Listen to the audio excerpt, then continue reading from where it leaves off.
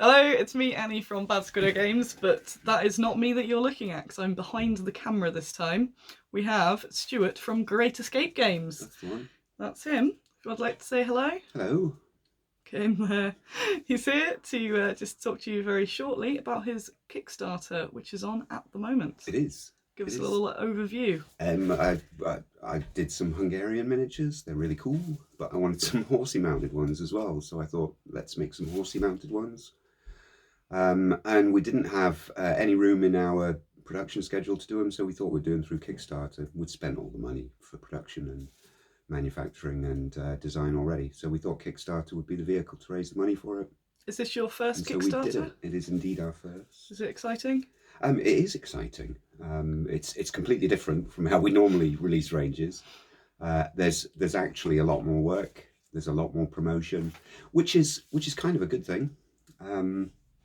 It's kind of good that you're forced into thinking about it more and doing a little bit more work for the Kickstarter. And I think we've actually ended up having a kind of a better release. It's been a better quality release because we spent a little bit more time with it, and I think it'll help us with our normal releases as well. Just spending a bit more time in presenting and letting everybody know what we're doing.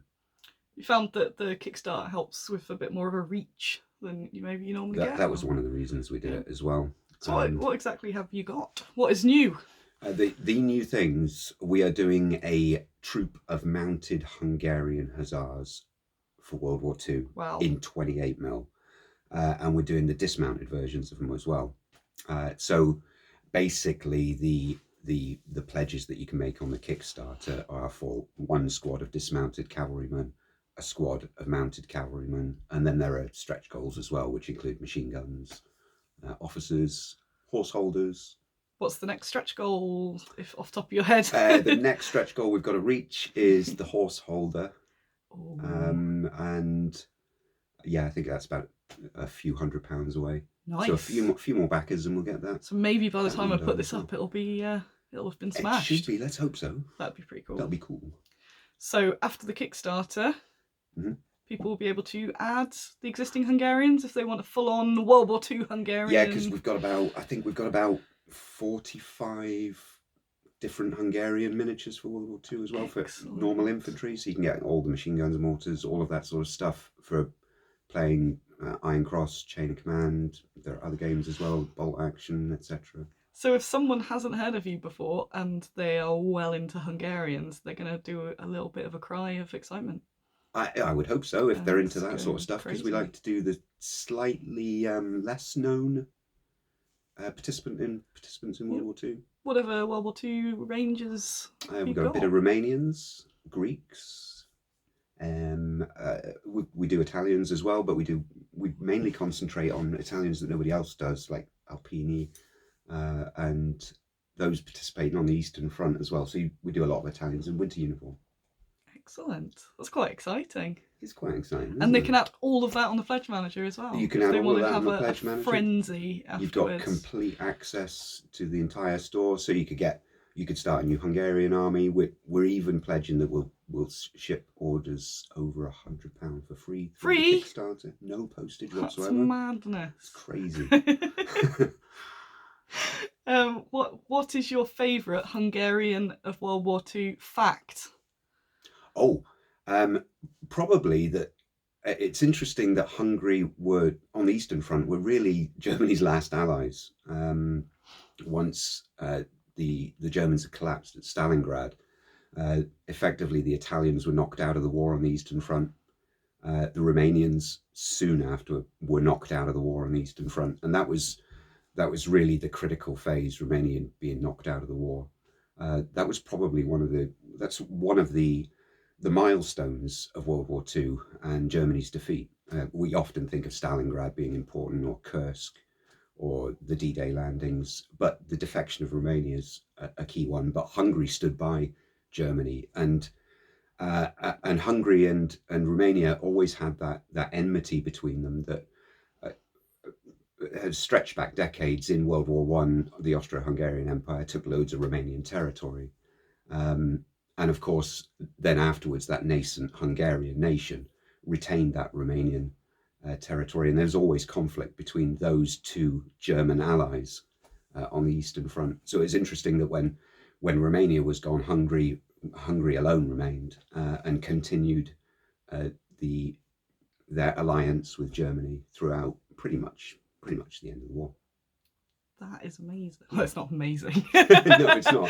But no, it's not. It was a stupid decision. I mean, so you're in the same sort of place as me, as that informing people about lesser known part of the war, Yeah, absolutely. not the same sort of things everybody else does. Yeah, because So we tend to be blinkered as well. I'm sure that because we know that people from other parts of the world look at World War II differently, and we definitely have a very in the English speaking world we have that particular bias. Yeah, that particular bias, and there was a hell of a lot. There were a hell of a lot of nations involved in World War II, and you look at the devastation that was caused. Think of that Italian army, for example, that was at Stalingrad, and there were all those mothers and parents and children at home in Italy. Their fathers are off on the Eastern Front, and they don't really know what's happening. Their government wasn't really informing them, and they only really realised what was happening when the very, very few survivors were coming back. And in Hungary, for example, with the continuation of the war and then the Allied war effort against them, especially from the Soviet Union, that led to Budapest being pretty much destroyed. And we don't tend to think of the lasting damage and the lasting consequences on those nations as a consequence of their choices in World War II and the way the war unfolded for them. Because although at the end of World War II, Britain did start some sort of recovery quite quickly afterwards, especially with a new government.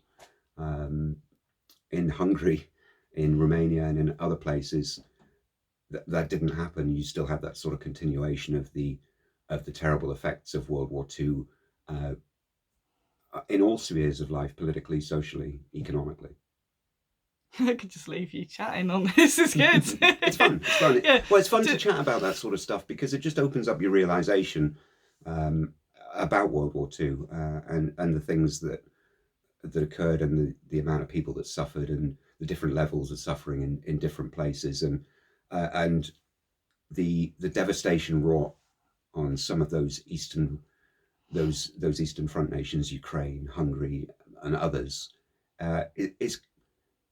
We can't really imagine it in Britain because, of course, in Britain we suffered. A lot of people were killed. A lot of servicemen were killed overseas. But I think in Hungary, Romania, Ukraine, Czechoslovakia, and other places, their entire societies were torn to pieces. Oh yeah. With sections of their entire society completely wiped out, and it must have had a really profound effect on those nations. And I think we can see some of those profound effects in the very volatile politics in places like Hungary, for example. And it just continues. It seems that those echoes of World War II, they don't echo so loudly here, but I think they echo a lot more loudly in other countries, especially on the continent. Did you know much about Hungary and the involvement before this? Did you know much, or was it sort of you got into the rabbit hole of research for the project? Yeah, well, I did know quite a bit about Hungary and its involvement in the war beforehand because I've read about World War II. Oh yeah, but the more sort of in depth. Yeah, but actually going in depth into how the military was organised. My personal interest in World War II is actually more around the social effects and the build up to World War II and afterwards. And my work interest is more on the military aspects, which is a great combination for me. And it was really interesting to delve into how these militaries were organised and how they fit in with the grand scheme of things. Because of course, Hungary none of these nations really mobilised these armies independently on the Eastern Front. They were all under German command, and it was and that deference to German command probably leads to that one myth that we have from that portion of World War II, that it was the the lack of determination from Germany's allies. Romania is probably the most notable, but Italy and Hungary as well, that contributed to the German defeat at Stalingrad, and that's not true. It's not true, and it's partially true. But then, with these nations, it's their lack of equipment as well. The Romanians were armed with no armor. They had no armor at Stalingrad.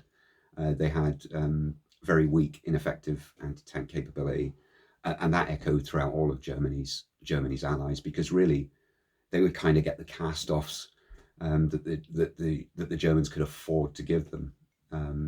Hungary was a little bit sheltered from that because it had its own armored fighting vehicle manufacturing capability, which was definitely lacking in Romania. And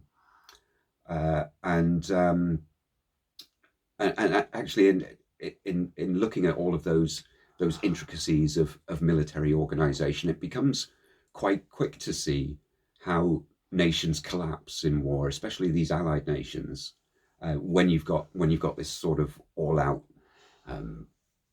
global conflict where you've got big powers fighting against each other. It's often those allies that cement those great powers' positions, and it's like chipping away at these allies, and you can see how it was inevitable that you get these collapses.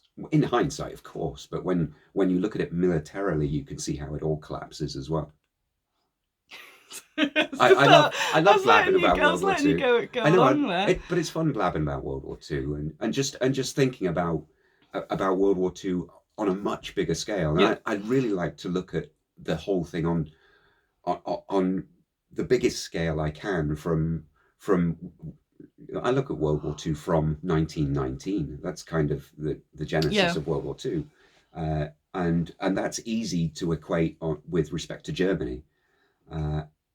But then it's all of the consequences of that, and then German rearmament, German imposition of its growing newfound authority following the defeat of World War One in the 30s, and its domination of those central powers as well. It's a fascinating piece of history from it's much more than battles, and it's much more than armies. It's about societies, and it's about massive political change as well, and social change. I've been finding with my own research that the more I get an understanding of, well, history in general, but because World War II is one of a more recent one, it makes a lot of the current political or basically things that are going on in the world, it puts them in more of a context when you look back at sort of how people have got to where they are and stuff like that. And there's always so much more to learn. Yeah, that's because our society's memory collectively is much greater and reaches far further back than our own individual lifetimes. And at my age, I obviously wasn't alive during World War II. What? Yeah, it's true.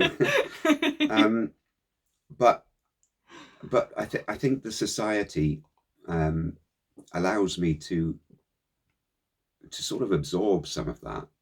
But then if you can go beyond that and start to try and understand those sensibilities from the position of not only other nations, but other people and different people within those nations, whether they be of different ethnic groups or whatever, and I like to do that to get a more broad understanding of the conflict and the implications of the conflict, both at the time and up until the present day, up until 2019. With the miniatures that you've got and will be releasing, do you have any sort of specific recommended scenarios or ways to play them? Sort of, I guess, specifically with Iron Cross, seeing as that is the game that you produce, is there going to be any sort of specific rules for them, or just something that you'd say to people that were interested? What a good way to play these would be this, or perhaps this battle, sort of stuff that people can start researching now. So when they get the figures, most rules have considerations for horse-mounted infantry and cavalry, and within Iron Cross, we're actually doing a special little PDF on using cavalry in Iron Cross, and including an order of battle for Hungarian Cavalry. Is that going to be part of the Kickstarter or something afterwards? It's going to come out during the Kickstarter. I think it's next week. It's coming out, and it'll just be available for download. You can go and just take a look at it. Oh, that's cool. So you can download it, and then you can look at there'll be information. So that might lure people in. I see what you did there. Yeah, that'll be on the Kickstarter page, on Facebook, on our website, all sorts of stuff. And it's again fascinating to look into the role of mounted troops in World War II, because every nation had mounted troops. On the Eastern Front, they had enormous numbers of mounted troops. And of course, Hungary has a very, very proud cavalry tradition. And they were very, very good troops as well. And so Hungary would be fielding cavalry formations in numbers of like 3,000 men. Whoa. These are massive, massive formations. But cavalry wasn't used in the way that we probably imagine cavalry being used. They didn't charge into combat firing the guns off the back of the horses. That was charging into combat was extremely rare. There's the oft-quoted myth of Polish cavalry charging German tanks, which never happened, unfortunately. But there were occasions, and I have read occasions of Hungarian cavalrymen charging mounted against Soviet troops on the Eastern Front. But those are rare.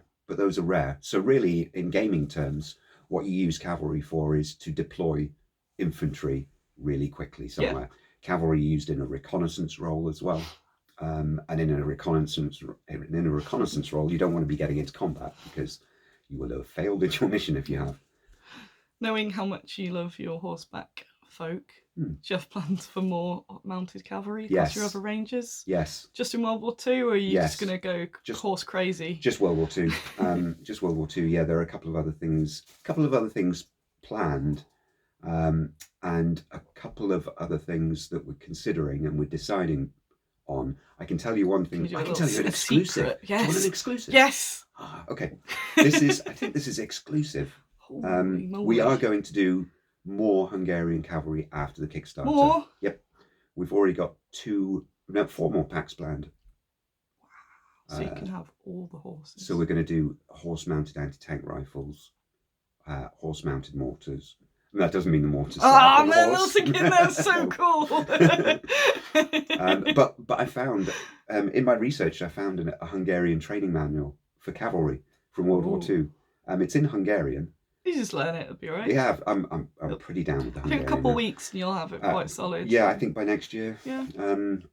But it has detailed diagrams of how you put an 81mm mortar on a horse to pack it away properly. Oh, not and where you put all, not standing up. Where you put all the shells, where you put the pieces of the mortar. We had found that. They're like gold when you find one of those books. Because we found ages ago. I found the one for heavy machine guns.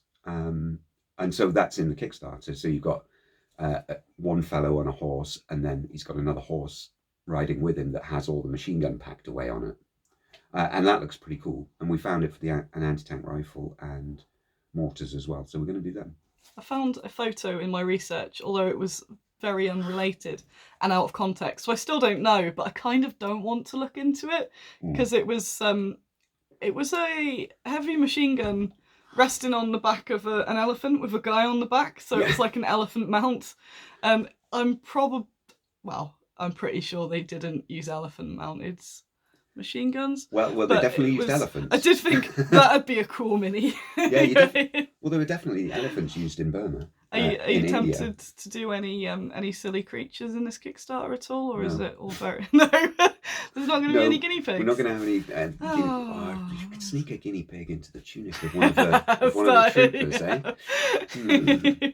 Do you have a favourite miniature from the Kickstarter? That's it doesn't have to be out yet. So whether it's a secret stretch goal or anything like that, is there anything in particular that you think, yes, that is the one? Do you know what? There are a couple. I think the one I've mentioned already is the horse-mounted machine gun fellow. There are 3. The fifth one is a stretch goal. It's a vignette. It's stretch goal number 5. Oh, I like vignettes. And it's a vignette. And I've given the sculpt 2 designs, and he's got to decide on them. And so you're getting a surprise. So I'm getting a surprise. I know it's one of 2 things.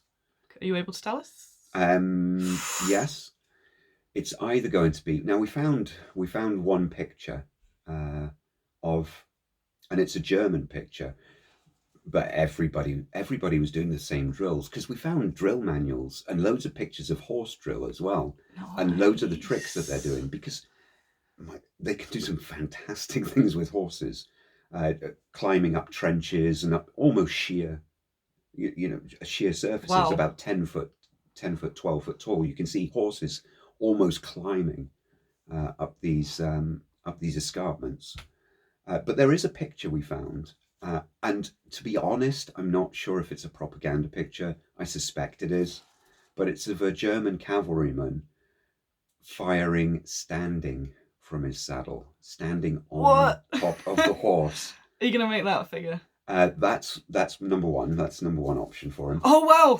Yeah. Wow. And number two option is a casualty who's been down from his horse, and his mates coming to rescue him. Oh, is he going to be okay? He's going to be okay. That's always the important. He's been wounded. He's been wounded. The thing is, he's under fire, and he needs to be extricated from that position. Yes.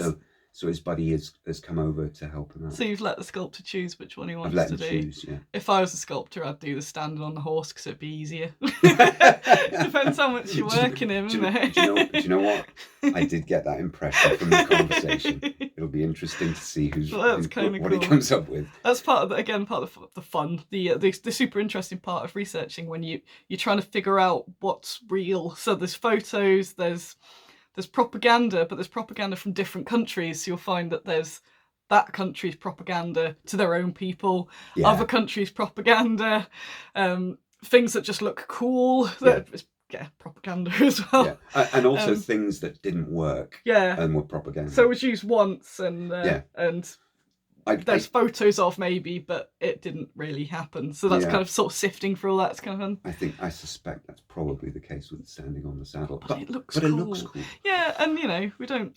Oh gosh, we don't do it 100% accurate, because it is a war game and not a scaled down version. Absolutely, So but you've got to sometimes you've got to leave some space to have some sort of belief. It's almost a bit like mythology. Yeah. So if you do Viking games, there's always an element of that. We go, but that's a cool story. We applied that to the whole range, to be honest. Not that there weren't Hungarian cavalry, there were loads. It turns out there's no horses at all in that period. When we were looking through uniforms, we found a bit of reference to, actually quite a bit of reference to these particular jackets that they wore. Because they wore what kind of looks like a Napoleonic hussar jacket. Yeah. They are, after all, called hussars. Yeah. But in browny green colour rather than blue or red. But with the same sort of braiding and big furred collars, and they're called attila jackets. And they just look cool. They look absolutely cool, and we know that they had them. Sure, they probably wouldn't be fighting in them a lot, but we made the assumption that they would be using them in cold weather. And to back that up, we did actually find some pictures of them on the Eastern Front wearing these jackets. Excellent. So that's okay. So we've done them all in these jackets. That sounds familiar to my research. Yeah. Oh, that's awesome. Thanks for coming along. Thank you. And good luck with your Kickstarter. How many more days at time of filming are left? It finishes in 8 days. So that's Monday the 18th of November. What is Kickstarter called? It's called Hussar. HUSZAR. Cool.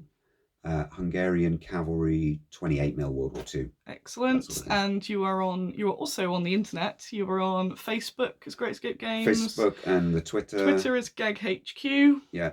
I'll put the links in the comments section. And... I saw you started to use Instagram. It's Kickstarter time. He's on Instagram. I don't know what I'm doing on Instagram. I'm pressing things and it says select photos, and I say, oh yeah, I got some painted photos. Oh yeah, they just appeared. Yeah, on Instagram you just that's what Instagram's photos for. on. Yeah, pretty much. Perfecto. Right, cool. Thank you again, and good luck with everything. Thank you very much. Cheers. Bye. Bye.